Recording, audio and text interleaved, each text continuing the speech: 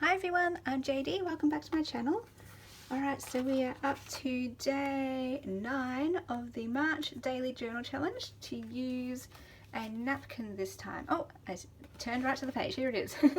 So I ended up just using some napkin embellishments that I made. So 3 envelopes basically. This one here was the one I definitely wanted to use because it has JD written here. So I think it was either my mum or my sister who sent me this envelope, maybe for a birthday card probably.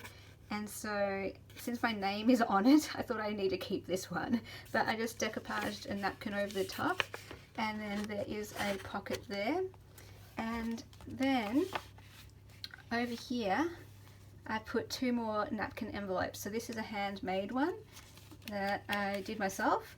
And the reason I chose this one is because it's one of my favourite napkins for sentimental reasons. So I've got a little journal card in here, and it just says, my favourite napkin, inspired by Paper Pixie's journal, the first one that I ever bought. So in that journal, she had an envelope like this.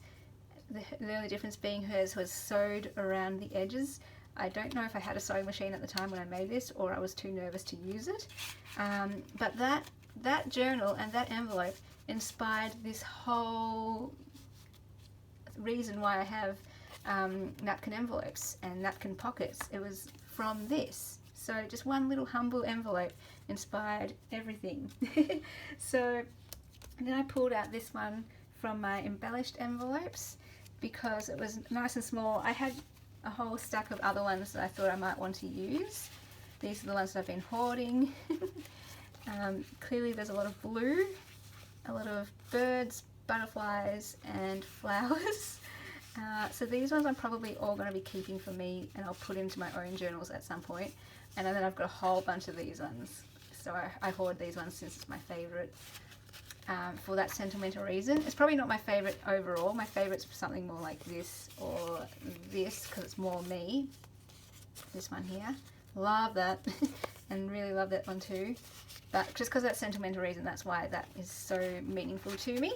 And then yeah, I pulled out this one because it's smaller. It's one of my embellished envelopes. I love it so much. Butterfly, bird, flowers. Done.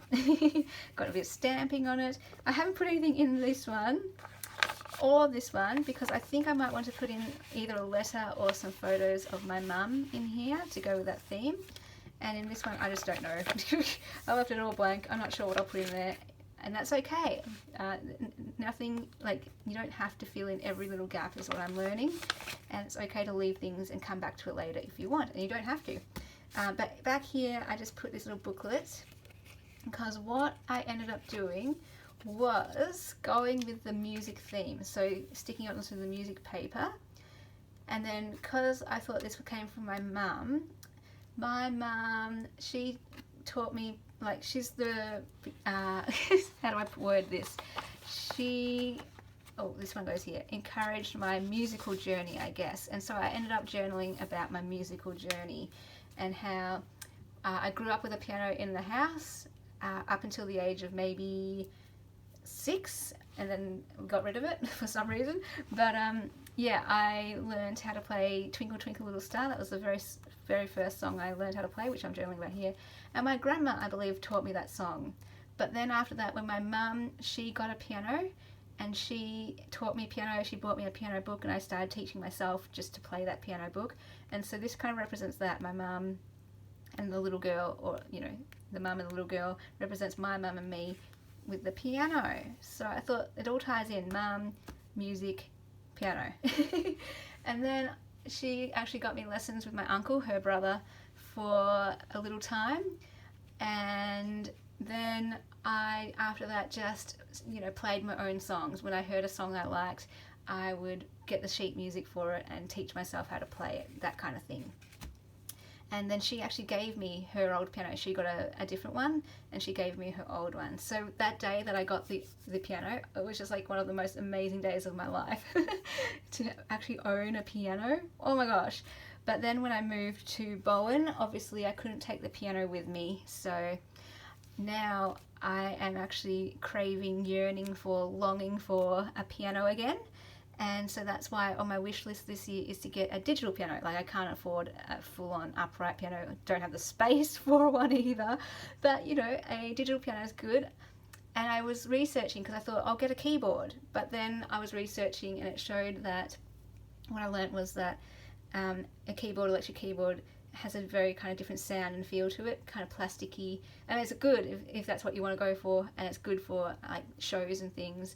But I want something to mimic a standard upright piano or a classical piano as much as possible. So I'm looking for the sound, the feel of the keys, the weight of the keys and the hammer action, and I'm looking for what did I write here? The sound, the feel and the look of a proper piano. So I want the full 88 keys or whatever it is, and ebony and ivory simulated keys, so it feels like a piano, not plastic, and also having that weighted action and sound. Anyway, so what I discovered through my research is that I'm going to get a digital piano, and the one that I found for me is a Casio, I think it's CDP 100 or something, 1000 or something, and it's the cheapest one I can find that has the ebony and ivory keys. And I know it's cosmetic, the ebony and ivory keys, but because I come from a background of always having played a proper piano, I definitely want that feel when I'm playing it at home. So yeah, and the other reason why I really want a piano, not just because it gives me therapy, the piano for me is like the beach. I can just sit there and play, and I kind of get transported into another world. It's just peaceful and relaxing, and it kind of centers me. Music has a way of doing that as well, you know. But in particular, there's two songs that I really want to teach myself on the piano, and it's really random how I found them. It was through the Brown Satchel, her background music. She always has background music in her videos, and one of her videos had this music called First Love by Sugar, so she links below what music she uses, and it was just this piano music, and I fell in love with it. So I searched it out and listened to it, and oh my gosh, this song, do you guys know what it's like when you hear a song and you just are jumping out of your skin and you can't contain it, and it almost hurts because it's just so beautiful, and it's painful that it's that beautiful. I don't know if you understand that, but for me, yeah, that's a sure sign that something has inspired me so much, and I just want more of it. And so I want to teach myself this song, and my goodness, the difficulty rating of it is like off the charts for me.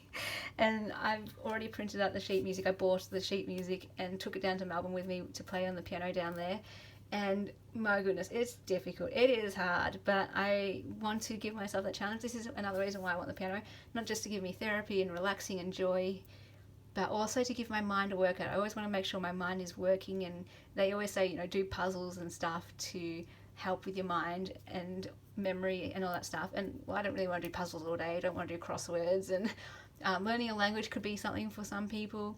But for me, I'm thinking like a piano could help me do that, you know, learning songs that will get my mind ticking over. And it's a challenge, like it's hard work, and sometimes I just feel like I want to give up, and you know, but that's the point. It's a challenge. A challenge is something that is hard work, and you only get the payoff if you persist. So yeah, these are two songs I really want to learn. Another one is this decalcomania. I have no idea what that word is. And these two people are from a band called BTS. I don't even know. It was just like random rabbit hole, YouTube video to YouTube video to YouTube video, finding out who on earth sang these songs originally. And it's bizarre. Like this one is like an aggressive rap song. Like it starts out soft and then it gets quite aggressive in the middle. And this one, like, I don't even know the words, because these guys I think are South Korean. They're a K-pop band, which, you know, this is the first encounter I've had with K-pop with this. And anyway, so completely random, but you know when you find songs that just get you going, and these two songs do it for me. I just put them on repeat, and I just like, oh my gosh, I just feel like crying every time I listen to these songs because they're so beautiful. And I just feel like crying because I just want to be able to play them. And yeah, anyway, and so I'm just teaching, writing about all of that here, about my musical journey, how I also bought myself a guitar and a flute at one stage in my life, tried to teach myself those. I actually had some flute lessons for a while, but I always just came back to piano. Piano is my favourite. Maybe in the future I'll go back to guitar and flute one day, but piano's got my heart. I learnt recorder in primary school because we all had to learn recorder in primary school, and I still got my recorder book and everything. And it was so fun being able to play one song on 3 instruments. It was really cool and for a while there. And then, yeah, because it's really interesting because like once you know how to read the music to play piano, it's amazing that you can just transfer that to any instrument. So that was really fun that I could play Waltzing Matilda on flute, on piano, and on on guitar. It was awesome. But I was just writing here that I don't actually have a musical brain. I'm not a musical person. I love music in that way. I'm a musical in that way, and I love playing piano. But I can't read music. I can't play by sound either. So that's a bit of a problem. I play by memory. So I just play over and over again until it's in my memory so that I can play without looking at music. And that's the way I do it, which is quite difficult because it takes forever to get in your memory, right? So for me to be able to play a song all the way through in one go, I have to have played it over and over in little chunks first to remember each chunk, and then put each chunk together so that by the end I can play the whole thing by myself on my own. And that just takes so long. I wish I could be one of those people who could just read the music and play the whole song through. Or I wish I could be that person who, you know, had an ear for it and once I hear the song I could play it. But I don't have that skill, and I'm wondering if I actually was diligent enough. Could I learn? My friend, she told me that when she looks at music paper, it's like reading a book. And I thought, wow, that would be amazing. So I wonder if I did it over and over and over, maybe I could teach myself. And it could be like that. But the problem is I always write the notes underneath, so I'll never be able to teach myself music by sight if I keep writing the notes underneath. But yeah, anyway, my own little spiel there. So I love music. The whole point of that was, like, even though I don't have a musical brain that way to play it and all that kind of stuff, I am so moved by music. I love music. It's one of my favorite things in the entire world, music, and I'm just so thankful for it, and I want to play it and learn it, and yeah. Anyway, so that is my page spread on piano and music, and I love how the items that I choose, they tell me what to write about. So it's been really, really fun. Alright guys, thanks so much for watching, and I will see you guys in the next video. Bye!